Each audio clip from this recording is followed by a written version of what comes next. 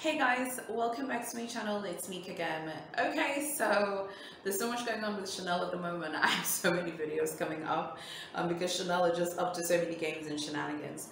So there's something that I have noticed that Chanel has been doing. I think they've been doing this like quietly, been doing this, but thinking that people won't see. But I think a few of us can see what's going on. We know what time it is. So in a lot of the groups I'm in and the Instagram pages that I follow, I've noticed that many people have been complaining about this issue, which is the fact that Chanel SAs in different parts of the world are giving reserves and putting people on wait lists for some clients, and then telling other clients that there isn't a wait list and you don't need to reserve anything, just come the day when the collection launches, which we all know is nonsense. Okay, we know that's complete and utter nonsense. I was speaking to a few of you guys privately. You were telling me what's going on in your particular country as per the 21K collection.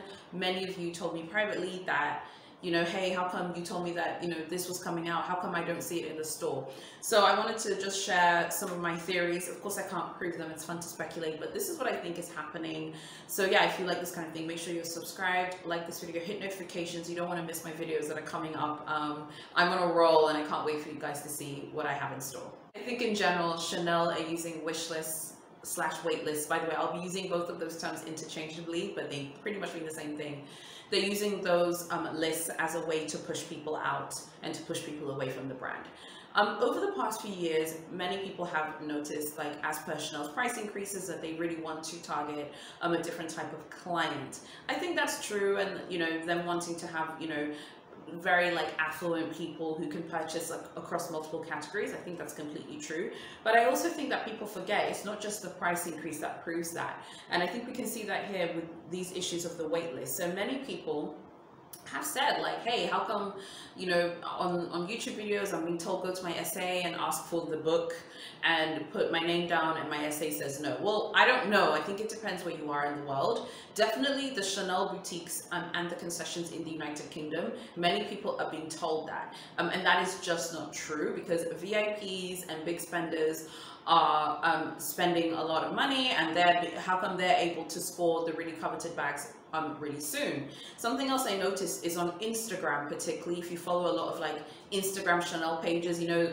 those ones tend to be anonymous, but that person is basically a VIP pretty much, and you can always tell when they're VIPs because they're always scoring the unicorn bags super quick, and they always can make sure that they prove that they like bought it from the store. Like if you read like their captions and stuff, there are many people who are reserving from, you know, within Europe, Asia, Canada and the US. So what does this mean? I think what this means is that Chanel wants to choose who is going to be a client of their brand, and I think it's that simple. They want to choose. By the way, I'm not saying that if your SA told you there's no wait list, that means that they don't like you or anything like that. I'm just sharing my theories. I'm sure I would be told something like that as well. That wouldn't make me give up, because I don't give up easily, okay? I'm not a quitter, and I don't think you should be a quitter either. But I think essentially, Chanel are using these lists to just basically freeze out the following types of people. Please don't be offended at all. This is not a personal attack. Trust me, I see myself here as well, so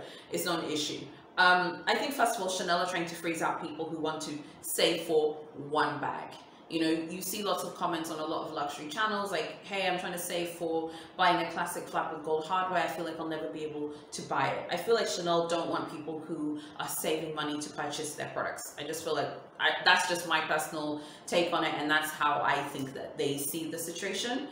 The next type of person that I feel like Chanel isn't interested in are people who are buying bags for one-off occasions. You see this a lot in forums and groups. People will be like, I want to buy this is like the only bag I'm ever going to buy, or my husband wants to buy me an anniversary gift. I've never bought a Chanel bag before, or I've never bought an Hermes bag before. How can we buy one? I remember seeing in this one group specifically, there was a woman whose husband said that he was going to buy her an anniversary present, and she joined this like group basically so she could ask how could she get an Hermes bag, you know, without spend. And so many people were like completely confused, like, you're better off just going resale, and you're better off just like your husband buying if you're at resale. But yeah, you get my point. I think the next group of people that Chanel are also just trying to phase out are people who are casual shoppers. So I want to kind of explain my view on things. So I've told you guys before, I know someone who used to work at the house.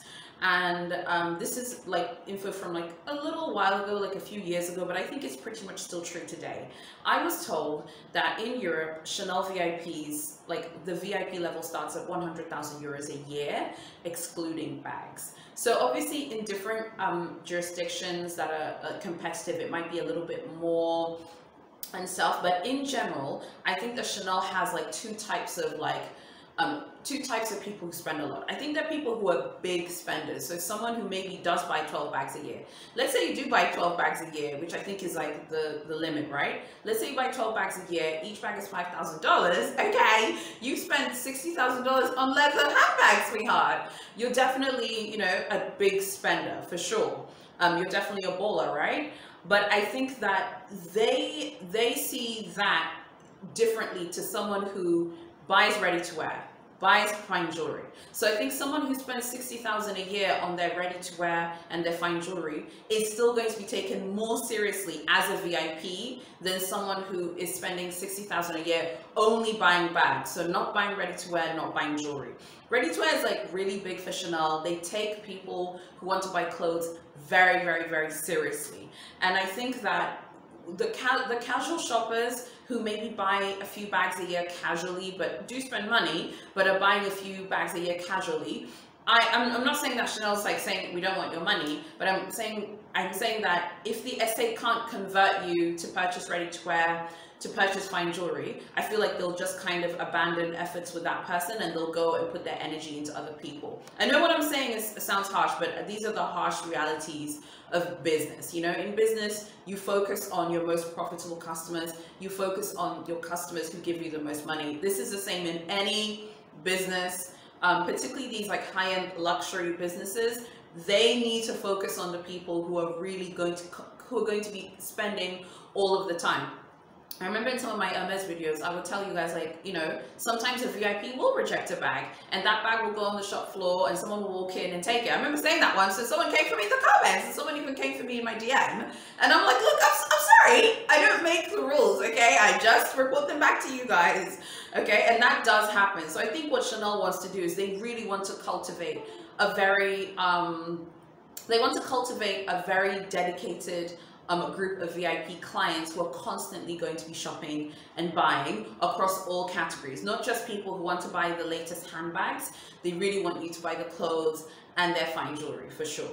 Okay, so for right now, from what I can see, these like waiting lists are being used for the following types of products. The unicorn bags, okay, so the unicorns that, you know, we've thought about throughout the past few years, the big unicorns that people wanted to purchase, the sort of really expensive evening bags, which some of them are just so horrifically priced, and then the really popular colors like the neutrals, so the caramels, so obviously the caramel 19, the caramel boy bag, and, you know, things like that. And I think what's happening is a lot of people have been saying, particularly about 21K, I've seen a few people talking about this on Instagram, is that, hey, how come like a lot of bags are not available, you know, when I go to the store? I think what's happening is, like I said, VIPs / big spenders who are buying ready to wear are being offered the really hot pieces first. If a VIP is passing on that particular piece and says, okay, I don't want that, I think then it is made available to the general public. You know, one of the biggest things that we always hear about when it pertains to Chanel is that Chanel wants to be Hermes. You know, I've told you guys many times before, I don't feel like Chanel is pressed about Hermes at all. Chanel makes more money than them, first of all.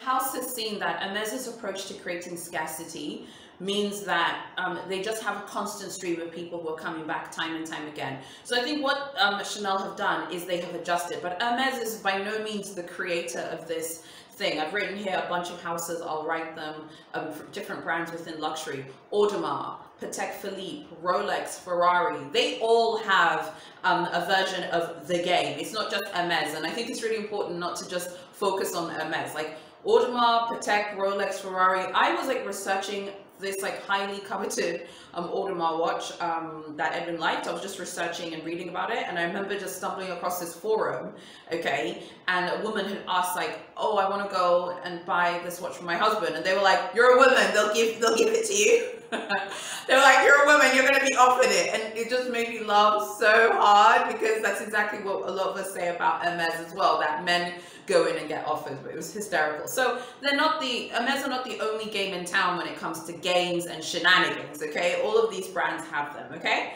So I feel like what Chanel wants to do is not be Hermes, you know, that Chanel is Chanel, and I actually like Chanel's approach to collections more than I like Hermes's approach.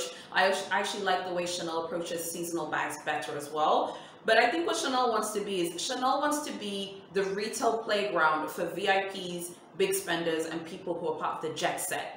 I think that's what Chanel wants to be. We can really see this in like the way they approach like their stores. They really take like store design really seriously. If you like Google certain stores from the world, like from other parts of the world, you'll see that there's some stores which are just, they look so luxurious, they look so amazing. Chanel wants you guys to go there and spend money, a lot of it, and consistently, and they don't just want you to buy handbags. If you're the type of client who only wants to buy a handbag, I think what will happen is I think, of course, you'll definitely be able to get some unicorn bags that you're really passionate about, but you're not going to be at the top of the list when those like highly coveted bags are being given to people. So something else is that like few amount of bags of the highly coveted bags are allotted per boutique, and I think that's something that they are also doing on purpose. Again, if they want to make tons of caramel 19s and tons of caramel boy bags, they can absolutely do that today, but okay, they would prefer to have a few of them because again, it just kind of creates that like sense of missing out, that fear of missing out, and people really feel like, oh my god, I'm gonna miss out, let me, you know, spend money and buy other things. Something else that I've noticed, and this is a huge theme of like where Chanel I think is headed into 2022, is so many people on social media are talking about purchase history when it relates to Chanel, which is hysterical because when we think of purchase history, we always think of Hermes. Chanel wants you to be loyal and dedicated to the brand. Okay, Chanel doesn't want people who are just coming in trying to score the hottest bags. I think also they just feel like, obviously with bags, like, you know, bags are just so easy to resell. Like, let's be clear. Okay, if you buy fine jewelry, no one's checking for your fine jewelry, okay, at resale, when they know that they can go to any Chanel. I think Chanel have a high jewelry boutique in Paris as well, like a dedicated one. They can go there and they can find it without a markup, you know? So those things are not going to be that easy to resell, at least the Chanel ones, unless you're maybe going to a jeweler. You're still not going to get what you paid for it. Maybe they'll give you something less.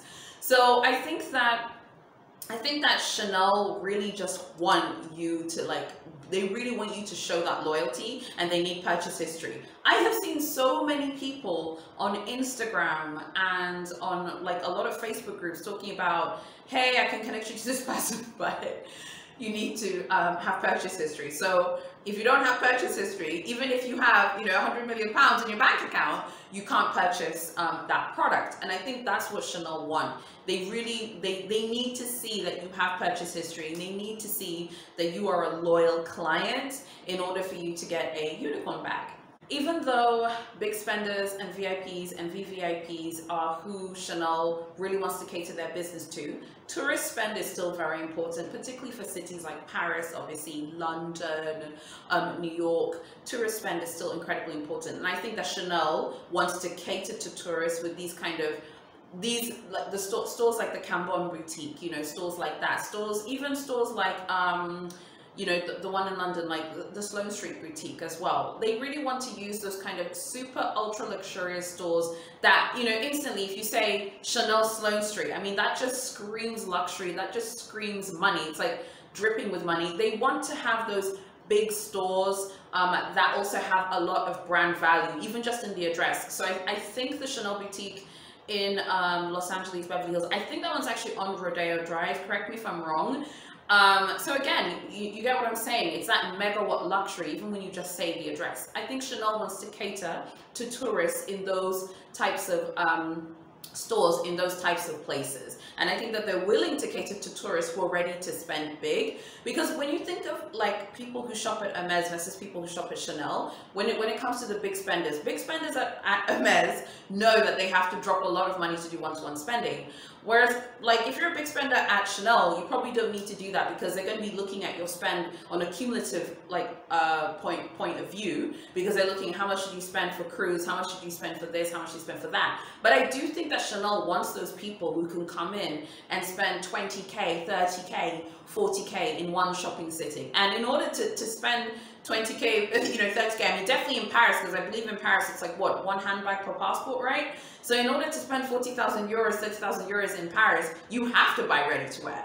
You have to buy, what's it called, fine jewelry. You have to buy those things. You wouldn't be able to hit that spend.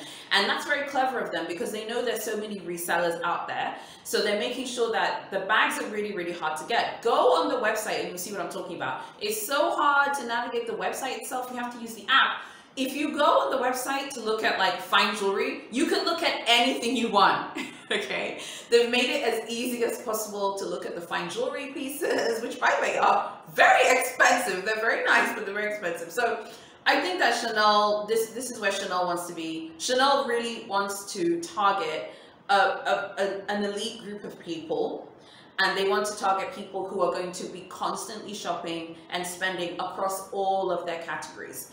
And by the way, I just want to be clear, if you're a baller, you just like buying handbags and stuff like that, you can still get your 12 bags a year. And maybe it depends on the relationship you have with your SA. Maybe you will get gifts. Maybe every now and then they might invite you to an event. But if you're someone who loves the brand and you love Chanel and you would love to be treated like a VIP, the way to do it is really to buy ready-to-wear and fine jewelry, and then eventually you're definitely going to be seen differently compared to the people who are constantly buying bags and small leather goods. Of course, we always talk about bags on here because those are the products that people really like, but I've already told you before, ready-to-wear is an option. You can start looking into that, and you guys can always let me know what you think. So that is basically it when it comes to this the return basically of these wait lists. A few years ago, it used to be that you could just walk into any Chanel store, the day of a collection launch, you pretty much see everything and you could purchase what you wanted, which I think is the right way to do it. Chanel really want a certain type of consumer, certain type of client, and they're willing to push other people away in order to target those big spenders, those VIPs, people who, are comfortable maybe shopping at Chanel every 2 months, with ready-to-wear fine jewelry. Those are the types of people they want. People who are going to shop every 2 months. People are going to be shopping every month, frankly. Those are the people that Chanel really wants to target. I also feel like Chanel really wants to target people who are going to be, wearing their clothes often. So like, let's say you have a wedding, maybe you go buy something from Chanel, or you have an event, or you have like something for work. Maybe you could even wear something discreet or whatever. It could be from Chanel, who knows? Chanel really want those types of people. Now, I'm very curious to know what you guys think of it. Just like me, my personal opinion, I think any business has the right to promote whichever strategy that they want, because it's a business. No one is forced to purchase from this business. I am personally not offended, and I don't know whether it's because I have a business, so I'm just kind of like, they're doing what they think is right for them. And as a general rule, it's easier to sell to people who can spend more money versus people who can't. I know that sounds really harsh, but I experienced that when I had my boutique. We really did find that the people who had a lot of money to spend were easier to sell things to, whereas people who were really careful about their budgeting, which by the way is a good thing, it was harder to like sell them products because you really had to convince people. So yeah, I'm just super curious to know what you guys think about all of this. Make sure you keep watching, because now we're going to talk about 22C and 22P. I did do a very detailed video about 22C and 22P, so make sure that you go check it out. I want to just kind of mention a few things that I feel like I didn't really talk about in that video. I think it's really important from a shopping point of view, and I want to help, and if this is helpful, let me know. So in terms of what's going on with Cruise is going to be coming out in November, okay? There is a price increase. I'm going to do a separate video about that, so make sure you stick around. But in terms of Cruise, what should you be doing in light of everything that we just talked about wait lists and all of this? You really need to contact your SA. If you live in a country with a boutique, contact your SA, get on lists with a Z, get on them ASAP. If she or he says there is no list, keep on that person, keep following up, and tell them on social media you had their list and people are on lists and you're not on one. Get yourself on the list ASAP for the bags that you want. I also wanted to just show you there are just a few beautiful options that I saw that I feel like I maybe just missed over because I didn't really like the cruise collection, but there are a few cute little pieces I just wanted to show you super quick. There's this one here. I think this is going to be one of the unicorns. There's this denim bag. It looks like a denim mini. This is super cute. It even has this like little denim like piece of hardware. It looks like a denim ball. It's absolutely adorable. I think that this is going to go, I think this is going to fly off the shelves. If you see this now as you're watching this video and you like it, you must contact your sales associate at the boutique to get it ASAP.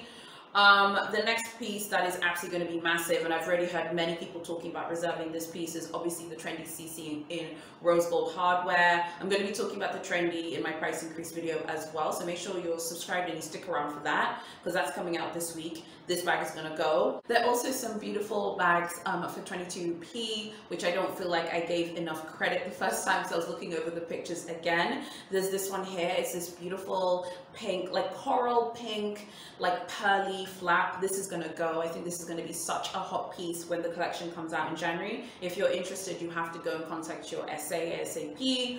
And then of course, this is actually my personal favorite. I believe that this is the unicorn of this collection, which is this light pink mini with the top handle. It has this multicolored colorway, so it has like white in it and also has pink in it. I think this is absolutely stunning. It's breathtaking. I think this is going to be the top purchase for this 22p. In addition to the backpack, which I know many people are already talking about. The mini with the top handle also comes in blue, yellow, red, and dark blue. I think, yeah, those colors are really nice, with the exception of blue. You know how I feel about blue. There are also some vanities with the top handle coming as well. Once I have better photos, I'll definitely talk about it again as we get closer to November. I just don't want you guys to miss out on really cool products, and I think that Chanel now making all these changes, like you have to reserve months in advance. You can miss out on things if you're not on top of it. I don't make the rules. I'm just trying to help. That's all. Okay. I don't make the rules at all, but yeah, that's just what I wanted to let you know. And also, just before I go, let me show you the metallic colorway from 21K. I saw this on Instagram. I was like, these colors, this colorway is absolutely gorgeous. I love it. I know some people don't like it, but I think it's really, really beautiful.